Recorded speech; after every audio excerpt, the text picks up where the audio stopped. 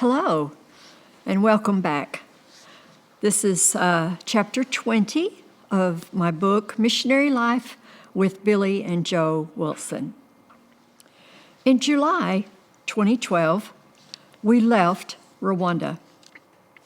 We did a short furlough, August through April, and we visited many churches during this time to tell them of our change from Rwanda to where we felt God was telling us to go, Madagascar. We knew the place we wanted to go was very difficult, more difficult than our first few years in the Democratic Republic of Congo, as it's called now. It was called Zaire when we went. So everywhere we went, we begged for prayer. We knew the place that we were going was remote. There was not even a road leading into the area. Only a mission that owned a helicopter had been in that area. We thought we would have a team with us, and even though we knew it would be rough with lots of people praying, we felt we could do it. So we arrived in the capital city of Madagascar, Antananarivo, in 2013. We always called it Tana for short.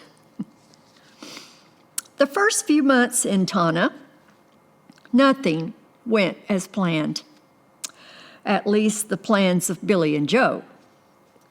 We would soon see that God had His plans, and really, that's the only plan that matters. Several things happened that should have made us throw up our hands, get back on that airplane, and never look back. But let it be known that Billy and Joe Wilson are not quitters. If we were, we would have quit a long time ago.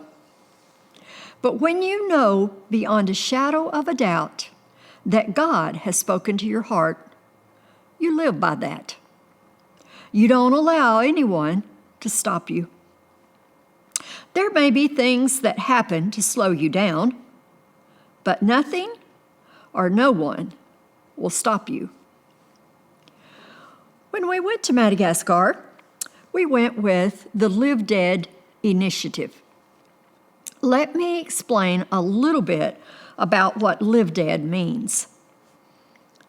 It's to go where the gospel has never been preached, to a people group that has never heard the name of Jesus, and start a church. You go knowing that this church you start may not be in a building. You may not even be considered a pastor or a minister, because in some places this is not allowed. In most of these places, they have unreached people groups. It's a very hard place. So you don't go alone. You get a team together to go with you. I knew the place that we were thinking to go would be hard, but Billy and I both felt that it was what the Lord wanted us to do for the next 4 years. As soon as we arrived in Madagascar, we began to learn another language, Malagasy. So far, the first half of the first year in Madagascar, we focused only on learning Malagasy. It was very hard. It was not easy for someone my age, who already had several different languages going on in my head, to try and stuff another one in. But time was swiftly passing, so we just got a few words in our vocabulary.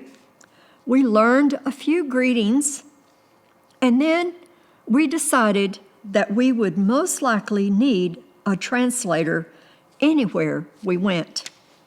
So we decided to get on with what we had come to Madagascar for, going to our unreached people group. The first hurdle came when we needed a good Speed the Light vehicle. In the Assemblies of God, our youth raise money and buy cars for missionaries. So when we wrote our headquarters and told them that we wanted to order a car, they responded that at this moment there was no money for a car. Well, that was no problem. We would just write our area director and ask him if we could borrow the money from our account to purchase a car, and we would pay this back a little each month or until our youth could raise the money. Because we asked for this loan, it caused our financial office to take a closer look at our account. They discovered that in the 4 or 5 months that we had been in Madagascar, that our account had become drastically low. In fact, we had even lost some monthly support. It was suggested and highly recommended that we go home immediately and raise more money. We spent several days and weeks praying about this, writing letters to our supporting churches, asking for their help so that we did not have to come home right now. We knew God had called us, and we felt He would provide. So we prayed and we waited.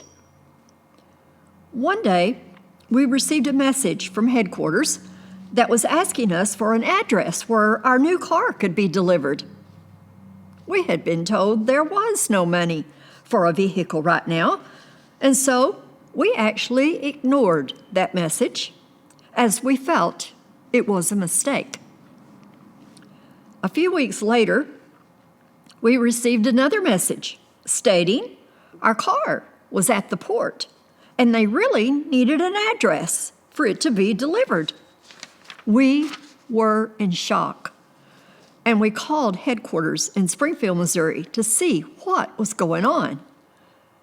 We found out that a car for us had been ordered, but by mistake. We actually had a vehicle waiting on us at the port. Was it really a mistake? We felt it was a miracle. God had provided. Our finances and our budget also began to improve, and we were so glad that we had waited as long as we did because God took care of everything. When it came time to go to our remote village and unreached peoples, several conflicts arose. The main problem was that our team had not come together. In fact, we had no team. Therefore, our field moderator did not want us to go very far from the capital area. But we felt so strong that we should go and that the hard places were where God wanted us right now.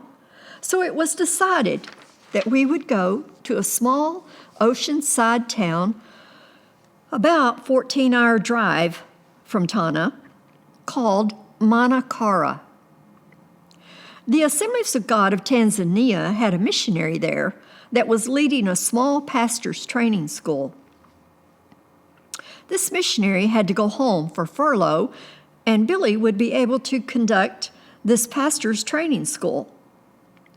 We were thrilled to learn that these pastors coming to the training was mainly men and women from Madagascar, that God had called them to go to unreached people in Madagascar. God's plans are always so much better than any we could ever think of. Who better able to go to these hard places but someone who knows and understands already the culture and already speaks the language? What an opportunity God was giving us. There was a translator already there, as they had been helping the Tanzania missionary, and so we would only need to find housing.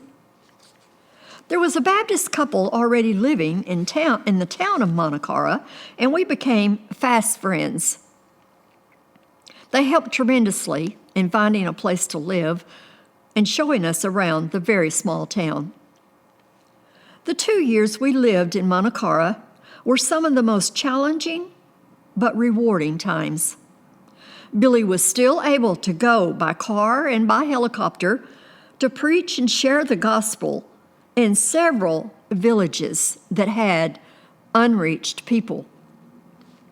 We saw several graduate from the pastor's training center and be sent to the places that we had only dreamed about going.